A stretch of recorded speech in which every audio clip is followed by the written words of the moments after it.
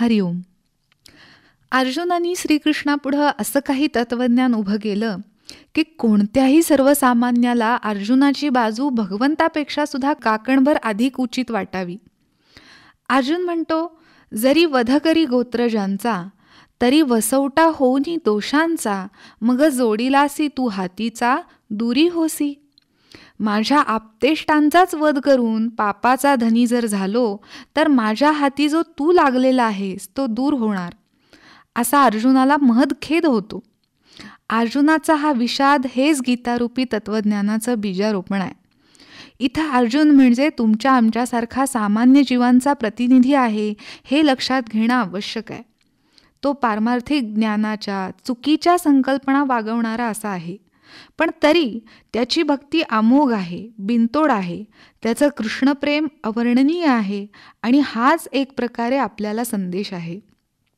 तुम्ही भक्ती कराल तर अर्जुनाप्रमाणे श्रीकृष्णही आपल्या जीवनाचं रथाचं सारथ्य करेल.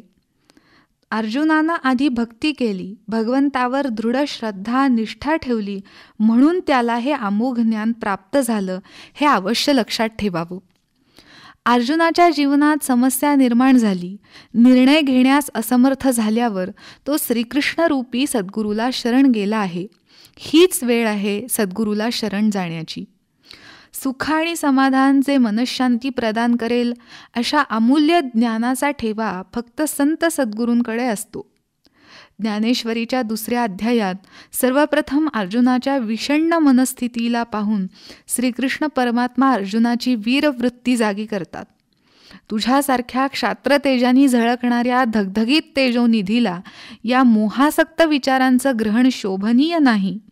अंतःकरणाचा हा दुबळेपणा कल्याणाला मारक ठरून हे असले वेगळेपण क्षत्रियांसाठी अधःपतन आहे असं सांगताना माऊलींनी या श्लोकावर ओवी रचली. हृदयाचे ढिलेपण एथ निक्यासी नवे कारण, हे संग्रामी पतन जाण क्षत्रियांसी. यापुढे भगवंत ज्ञानाचा श्री गणेशा करताना अर्जुनाला समजावतात की जिथे तू स्वतःलाच जाणत नाहीस, तिथं माझं माझं म्हणून कौरवांच्या बद्दल दुःख करतोस, याचं आश्चर्य आहे. भगवंतांनी अर्जुनाला मोहातून विषादातून बाहेर काढण्यासाठी जो उपदेश केला आहे तो साधकांनी चिंतन करणं आवश्यक आहे. भगवंत अर्जुनाला म्हणतात की स्वतःबद्दल अवास्तव भाव बाळगल्याने तू दुःखी झालायस.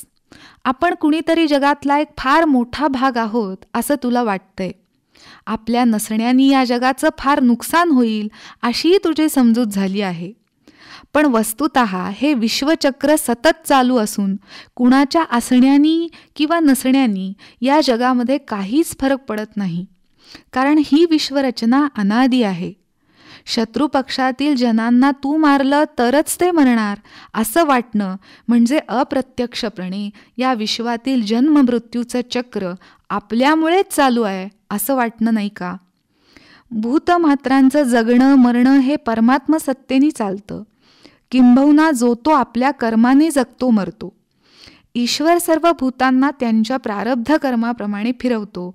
हेच शाश्वत सत्य आहे. जे मुळातच अनित्य आहे त्याचा नाश अटळ आहे, म्हणून त्याच्या शोकात अडकून बसणे ही भ्रांती झाली, आणि ही भ्रांती नित्यानित्य विवेकानेच नष्ट करता येते.